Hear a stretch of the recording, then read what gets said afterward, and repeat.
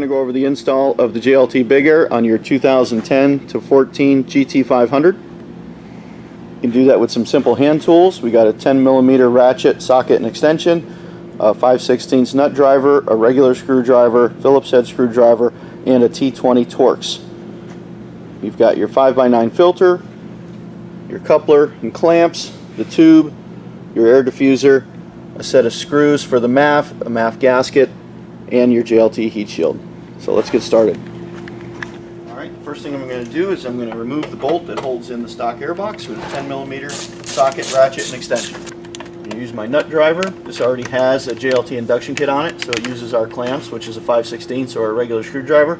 The factory resonator has a smaller head on the nut, so you can use a regular screwdriver. Pull this release tab on the PCV fitting. Vacuum fitting on the other side just pulls off. The MAF sensor is a red tab you pull out and squeeze to pull out. The JLT sensor is 180 degrees on the other side, so we'll just put that off to the side. Take this out as an assembly, just lift up and out of the car. Now we're going to take a T20 Torx and remove the screws and remove the factory mass air sensor.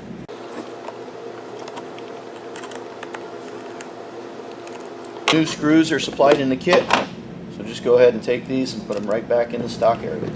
Alright, now take your parts bag that is filled with your MAF screws and MAF gasket.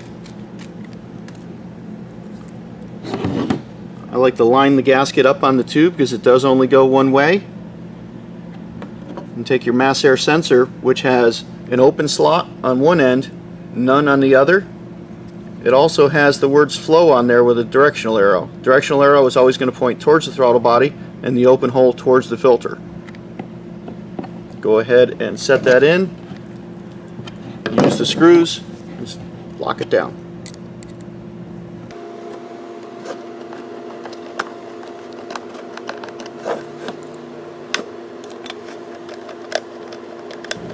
Now we're going to get the airbox ready.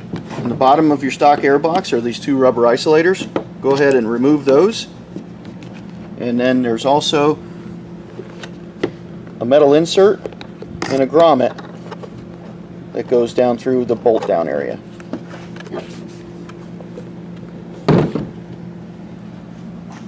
We'll take the JLT shield and install that grommet and insert.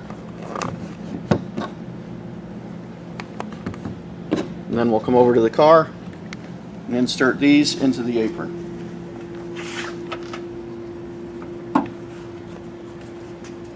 These locator pins are what's going to go in that rubber isolator. So go ahead and lower that down onto those. Line up the hole for the bolt. You can get that started. And then take the fresh air inlet from the grill. And you're going to squeeze it and install it into the side of the JLT shield. Go ahead and tighten it down. Now we can take the coupler and install it onto the tube. It is a tight fit because there's a barb around the end, and the painted ones, the painted tubes are actually a little bit tighter. But go ahead and get it started. Have your fingers inside and just work that on. Go ahead and put it on up to the fitting right here. Loosen up your clamps, get them on, leave them loose. Now we can go ahead and set this on the throttle body. We're going to put it through the hole in the heat shield and onto the throttle body lip, pushing it all the way to the back stops.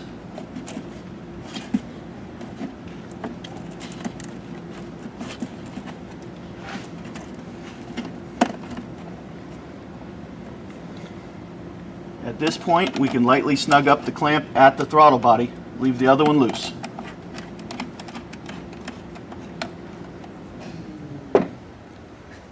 Go ahead and install your vacuum fitting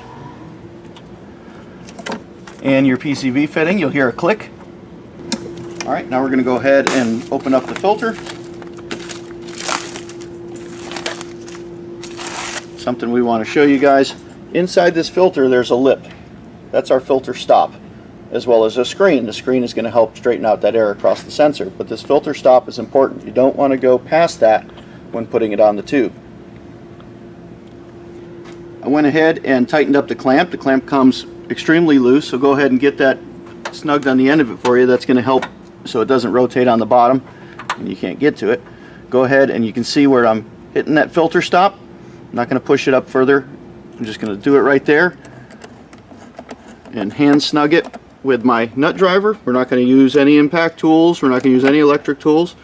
And then as a point of reference, we are approximately 1 inch from the logo.